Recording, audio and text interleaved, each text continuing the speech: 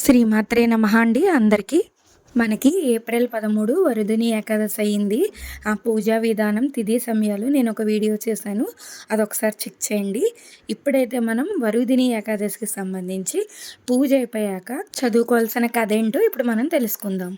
హిందూ సాంప్రదాయాల ప్రకారం మనం చేసే నోములు, వ్రతాలకు సంపూర్ణమైన ఫలితం దక్కాలంటే ఆ వ్రత కథను కూడా తప్పనిసరిగా చదువుకోవాలి. శ్రీ మహావిష్ణువుకు అత్యంత ప్రీతికరమైన వరుదిని ఏకాదశి వ్రత విధానం గురించి నేను ఒక వీడియోలో చెప్పాను కదా. మరి వరుదిని ఏకాదశి వ్రత కథ ప్రాముఖ్యాన్ని కూడా ఇప్పుడు మనం తెలుసుకుందాం.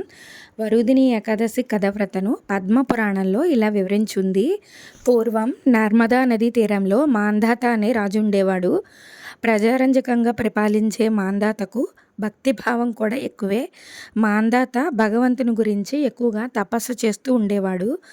ఒకరోజు మాంధాత తపస్సులో మునిగి ఉన్న సమయంలో అతని కాలును ఒక ఎలుగుబంటి గాయపరుస్తుంది.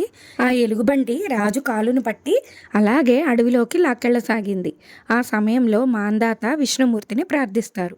మాంధాత రక్షించిన విష్ణుమూర్తి, మాంధాత ప్రార్థనలు ఆలకించిన విష్ణుమూర్తి తన సుదర్శన చక్రంతో ఎలుగుబంటిని సంహరించి రాజుని రక్షిస్తారు. అయితే ఈ ప్రమాదంలో రాజు తన కాలుని పోగొట్టుకుంటాడు.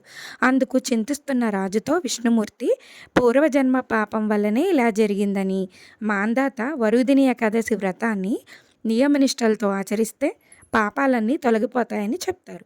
మాంధాత విష్ణుమూర్తి చెప్పినట్లుగా వరుదిని ఏకాదశి వ్రతాన్ని ఆచరించి పాప విముక్తుడై వైకుంఠాన్ని చేరుకుంటాడు. బ్రహ్మహత్య పాతకం నుంచి విముక్తి పొందిన శివుడు పురాణాల ప్రకారం వరుదిని ఏకాదశికి సంబంధించి మరో కథ ప్రచారంలో ఉంది. బ్రహ్మపై ఆగ్రహించిన శివుడు అతని శిరస్సును ఖండిస్తాడు. దానితో శివునికి బ్రహ్మహత్య పాపం చుట్టుకుంటుంది. పరమశివుడు కూడా బ్రహ్మహత్య పాపం నుంచి విముక్తి కోసం వరుదిని ఏకాదశి వ్రతం చేసి పాప విముక్తి పొందారని పురాణాల ద్వారా తెలుస్తుంది. మహాభారతం ప్రకారం శ్రీకృష్ణుడు ధర్మరాజుకు వరుదిని ఏకాదశి వ్రత మహత్యాన్ని వివరించినట్లుగా తెలుస్తుంది. ఈ వరుదిని వ్రతం, ఏకాదశి వ్రతం చేయడం వల్ల 1000 అశ్వమేధ యాగాలకు, 1,000,000 కన్యాదాన ఫలాలకి సమానమైనది. అందుకే ఈ వ్రతానికి ఇంతటి ప్రాశస్త్యం ఉంది.